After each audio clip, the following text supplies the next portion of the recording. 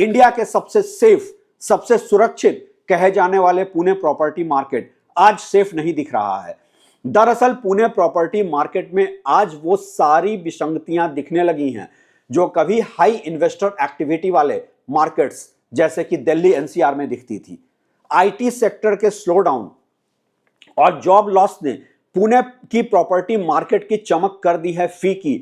और हां, मैं ये बात इसलिए नहीं कह रहा हूं कि किसी बिल्डर ने खुद के इस मार्केट में स्लो सेल्स का डाटा रिलीज कर दिया है। मैं कई बार पहले भी बोल चुका हूं कि मैं ऐसे किसी भी डेटा को नहीं मानता हूं और आप मेरे रियल एस्टेट में डेटा की लफाजी वाले वीडियो को अपने इस चैनल पर देख भी सकते हैं।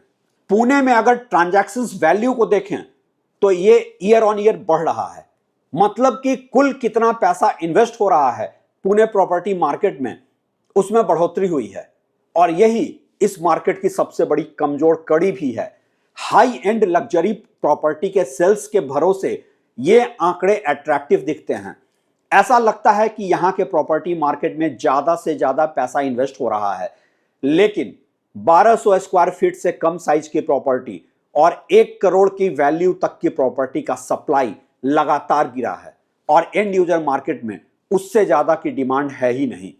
यही वो सेगमेंट है जो किसी भी प्रॉपर्टी मार्केट को एंड यूजर मार्केट बनाए रखता है और साथ ही बनाए रखता है एक सस्टेनेबल प्रॉपर्टी मार्केट। साफ सी बात है कि आज पुणे प्रॉपर्टी मार्केट में एक इन्वेस्टर एक्टिविटी का शिकार हो गया है, कुछ वैसे ही जैसे कि दिल्ली एनसीआर का प्रॉपर्टी मार्केट या काफी हद तक मुंबई प्रॉपर्टी मार्केट।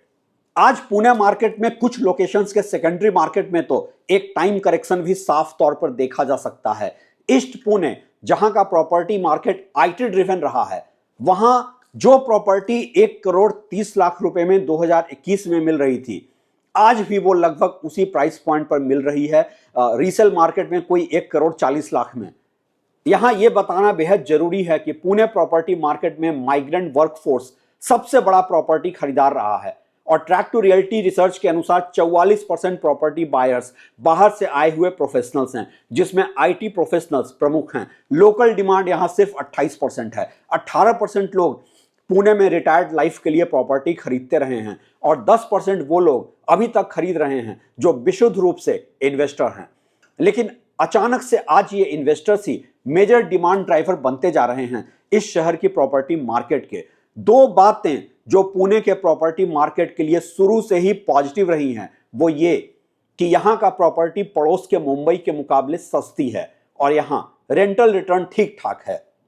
लेकिन जहां प्रॉपर्टी की बढ़ती कीमत और लग्जरी पर बिल्डर्स के फोकस ने प्रॉपर्टी को सस्ती नहीं रहने दिया, वहीं आईटी सेक्टर के स्लोडाउन ने यहां के रेंटल मार्केट को भी उतना आकर्षक नहीं है रहने दिया। कभी एजुकेशन सेक्टर के लिए ऑक्सफोर्ड ऑफ द ईस्ट कहे जाने वाले पुणे में अब न तो ये मेजर अट्रैक्शन है और न ही प्रॉपर्टी के रेंटल मार्केट कोई इन्वेस्टमेंट मैग्नेट रह गया है। क्या पुणे प्रॉपर्टी मार्केट सिर्फ आईटी के स्लोडाउन और जॉब लॉस की वजह से ही अपनी चमक खो रहा है? यह कहना गलत होगा, क्योंकि अगर ऐसा होता तो फिर हर आईटी ड्रिवन प्रॉपर्टी मार्केट का ट्रेंड एक जैसा ही दिखता। आज पुणे प्रॉपर्टी मार्केट देश के दो और IT driven property market Bangalore और हैदराबाद के मुकाबले ज्यादा ही कमजोर ट्रेंड दिखा रहा है।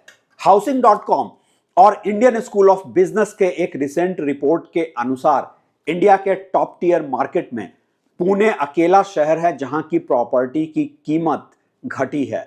सवाल यह है, अगर यह सिर्फ आईटी के स्लोडाउन की वजह से है तो फिर बेंगलोर और हैदराबाद में तो ज्यादा ही आईटी एक्टिविटी है, वहां भी इसी अनुपात में प्राइसेज कम होनी चाहिए थी। और यहीं पर जरूरत है समझने की पुणे प्रॉपर्टी मार्केट को और भी गहराई में जाकर। पुणे में कोई बेंगलोर या हैदराबाद की तरह का स्टार्टअप इकोसिस्टम नहीं बना है। ज्यादातर आईटी ड्रिवन स्टार्टअप्स आज भी बेंगलोर या हैदराबाद से ऑपरेट करते हैं और बड़े बिजनेस के लिए पुणे से थोड़ी दूरी पर मुंबई एक बेहतर विकल्प के तौर पर देखा जाता है। पुणे सिर्फ नौकरी पेशा आईटी वालों का प्रॉपर्टी पैराडाइज ही रहा है। दरअसल पुणे के प्रॉपर्टी मार्केट में स्लोडाउन के कई जिम्मेदार हैं।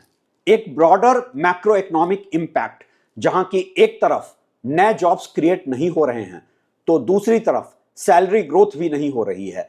जाहिर है महंगे होते घर को खरीदना एक एवरेज सैलरीड क्लास के बस की बात नहीं रह गई है। दूसरी वजह है सरकारी उदासीनता और एक पॉलिसी पैरालिसिस, जहां की महंगे प्रॉपर्टी मार्केट में घर खरीदकर भी लोग बुनियादी जरूरत जैसे कि बेहतर सड़क और पानी के लिए भी संघर्ष कर रहे हैं। ये हर सोसाइटी में बिल्डर और होम बायर के बीच कॉन्फ्लिक्ट की वजह भी बनता जा रहा है।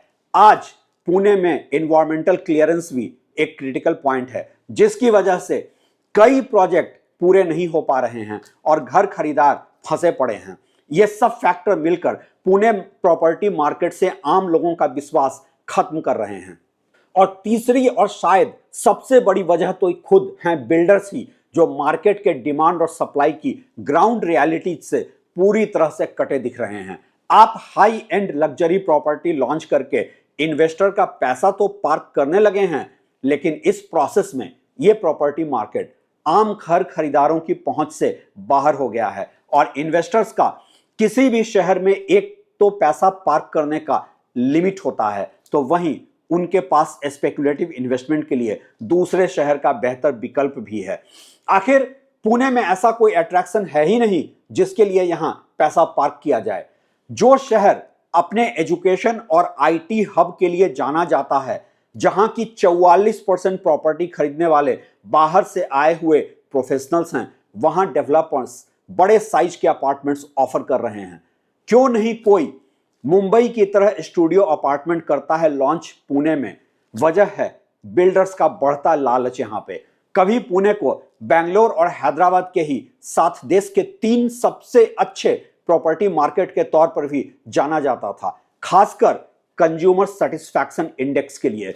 घर खरीदारों के ग्रीवांसेज, उनकी शिकायतें इन्हीं 3 मार्केट्स में सबसे कम थी। लेकिन आज इस शहर का कंज्यूमर सेटिस्फैक्शन स्कोर शायद दिल्ली एनसीआर को चुनौती देने की तैयारी में है। लगी है एक होड़ कि कौन अपने प्रॉपर्टी बायर को ज्यादा परेशान कर सकता है। यहां तक कि बड़े बड़े कॉर्पोरेट जायंट्स भी यहां के प्रॉपर्टी मार्केट में अपने लोकल छुटभैया बिल्डर्स के हाथों में खेल रहे हैं। ये हैं वो सारी वजह जो आज पुणे प्रॉपर्टी मार्केट में एक स्लो डाउन, एक संभावित क्रैश की तरफ इशारा कर रहे हैं।